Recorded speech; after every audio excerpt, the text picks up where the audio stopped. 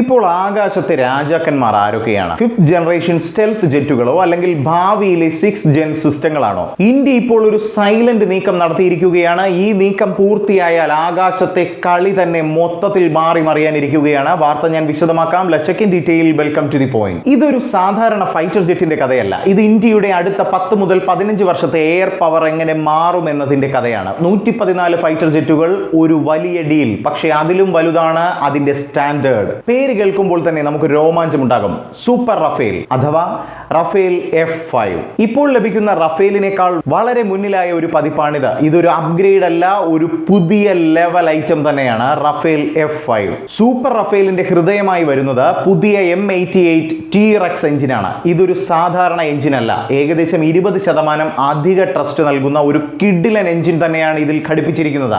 ഇതുവഴി കൂടുതൽ വേഗം, കൂടുതൽ ഭാരം വഹിക്കാനുള്ള കഴിവ്, കൂടുതൽ റേഞ്ച്, ഇതൊക്കെയാണ് ഈ ഒരു എഞ്ചിൻ പ്രോമിസ് ചെയ്യുന്നത്. പക്ഷേ ഇതിൽ വലിയ ട്വിസ്റ്റ് ഉണ്ട്. ശക്തി കൂടുമ്പോഴും ഫ്യൂവൽ എഫിഷ്യൻസി കുറയുന്നില്ല എന്നതാണ് വലിയ ട്വിസ്റ്റ്. അത് കൂടി മെച്ചപ്പെടുമ്പോൾ ഈ ഒരു വിമാനം ഒരു ഓൾറൗണ്ടറായി മാറും. ഇത് യുദ്ധഭൂമിയിൽ എന്താണ് ചെയ്യുന്നത്? കൂടുതൽ സമയം ആകാശത്ത് തുടരാനാകും, കൂടുതൽ സമയം ആക്രമണത്തിന് തയ്യാറാണ്, കൂടുതൽ നിയന്ത്രണം. ഏതൊരു പോരാട്ടത്തിന് ഇറങ്ങിയാലും ജയിച്ചു കയറാൻ കഴിവുള്ളവനാണ് റഫേൽ F5.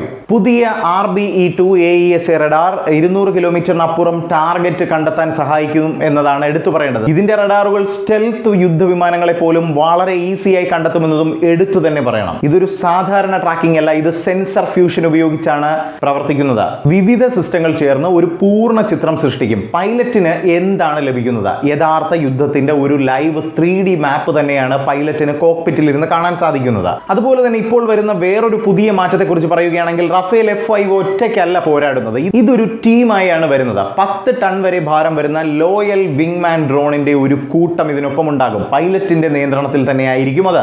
ഒരു ജെറ്റ്, പക്ഷേ പിന്നിൽ ഒരു ചെറിയ സ്ക്വാഡ്രൺ. ഡ്രോണുകൾക്കൊപ്പം റിസ്ക് ഏറ്റെടുക്കും, ടാർഗറ്റുകൾ അടിച്ചു തകർക്കും, പൈലറ്റ് സുരക്ഷിതമായി എല്ലാം നിയന്ത്രിക്കും. ഇതാണ് ഭാവിയിലെ ഒരു യുദ്ധ സാഹചര്യം എന്ന് പറയുന്നത്. മനുഷ്യനും മെഷീനും ഒരുമിച്ച് പോരാടുന്ന സമയം. ഈ സൂപ്പർ റഫേൽ വെടിവെപ്പ് കാര്യത്തിലും പിന്നിലല്ല. മെറ്റിയോർ മിസൈലുകൾ, ലോകത്തിലെ ഏറ്റവും ശക്തമായ ബിയോണ്ട് വിഷ്വൽ റേഞ്ച് ആയുധങ്ങളിൽ ഒന്ന് എന്നിവ ഉപയോഗിച്ച് ശത്രു കാണുന്നതിന് മുൻപേ തന്നെ ടാർഗറ്റുകൾ ഇല്ലാതാക്കുന്നു. അതിനു പുറമെ പുതിയ high power air to ground വെപ്പണുകൾ, ബങ്കറുകൾ, ഹാർഡ് ആൻഡ് ടാർഗറ്റുകൾ ഒന്നും രക്ഷപ്പെടില്ല എന്നതാണ് എടുത്തു പറയേണ്ട ഒരു വസ്തുത.